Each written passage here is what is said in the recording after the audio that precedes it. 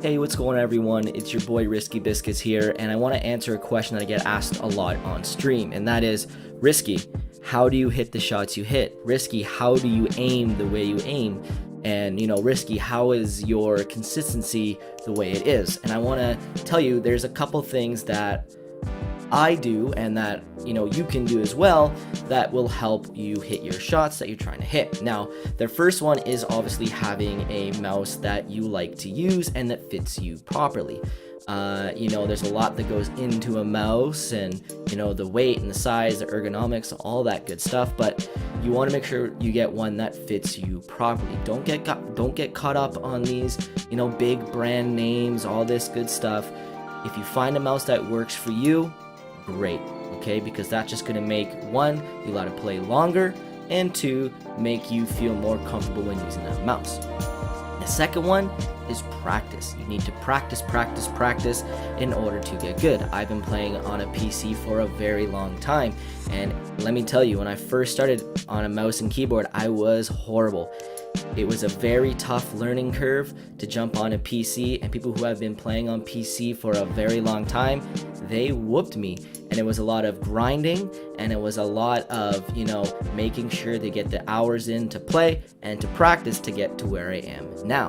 And then there's the third thing, and this one is something that you can do right now, and that is to make sure you set the exact same aim for every single shooter or game that you're playing so that you can build that consistency. And I'm going to show you how I do that right now. So first thing you want to do is go to your browser. Now you want to type in mouse sensitivity. And what you want to do from there is you want to go and click the very first link that says mouse sensitivity, same aim, different game. You're going to click that, and it's going to bring you to this page. Now, as you can see, I'm signed in. I have an account. I pay for this service, and I pay $2.99 a month Canadian. Now, I don't know what that works out to be in American or other currencies around the world, but I pay $2.99 a month Canadian. Now, you can use this absolutely free if you would like, but the game list can be limited. Usually have the popular games, you're allowed to use this program for free, but some of the unknown games or older games you might have to get a paid account for. But $2.99 to me didn't seem like a lot to use this specific program. Now, what you want to do is once you're on this page, you want to scroll down to where you say calculator settings, and you want to go to the box that says convert sensitivity from. What you want to do is you want to click the game that you're currently playing, that you want to bring that sensitivity over to the new game that you want to play. So right now I am playing Black Ops 4. As you can see, I type in Black Ops and there is Black Ops 4. You're going to click that.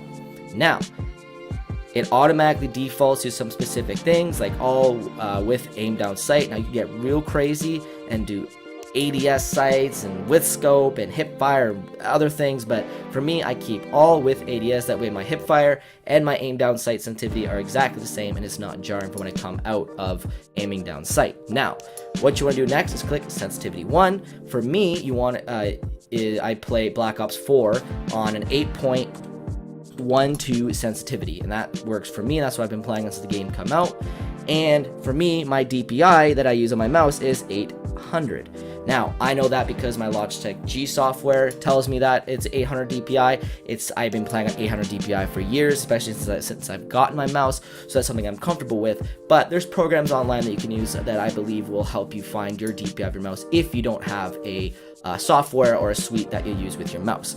Now, what you want to do next is all this crazy stuff. You can go real advanced and get right into it, but for me, I just remember a couple settings. Now what I do is I go to the location, I make sure it says in-game, and then you want to go to the game you want to convert that sensitivity to. So for me, I just got Battlefield 5, so I'm going to type in Battle, and you can see Battlefield comes up, and there's Battlefield 5. Now the only thing you have to do here is go to location. You want to select in-game. You can use a config file if you would like, but it's very advanced and going into your system and folders and files and all that stuff. I just use the in-game because it's a lot easier for me.